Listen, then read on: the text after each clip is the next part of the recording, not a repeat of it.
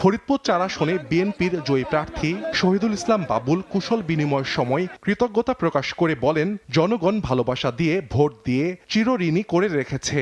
আমার সবচাইতে বড় সম্পদ এই এলাকার জনগণ।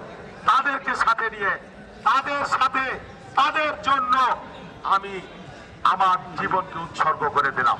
নেত্রকোনা ৪ আসনের ধানেশীষের বিজয়ী প্রার্থী মোহাম্মদ লুৎফুজ্জামান বাবরের বিজয় উদযাপন করতে তার নিজ বাড়িতে মানুষের ঢল নামে। বলেন, ভূমিধস বিজয়ে দায়বদ্ধতাও বেড়ে গেছে। এখন আমার উপর অনেক বড় দায় চলে আসছে এই ভূমিধস বিজয়ের কারণে। কারণ যত বিজয় তত দায়। কারণ এই জনগণের জন্য, এলাকার উন্নয়নের জন্য তার দায়বদ্ধতা অনেক বেড়ে গেছে। রাজশাহী সদর আসন থেকে নির্বাচিত সংসদ সদস্য বিএনপি প্রার্থী মিজানুর রহমান মিনু রাজশাহীর উন্নয়নে তার প্রতিশ্রুতি বাস্তবায়নে দল মত নির্বিশেষে সবাইকে নিয়ে একযোগে কাজ করার প্রত্যয় ব্যক্ত করেন। নগরবাসী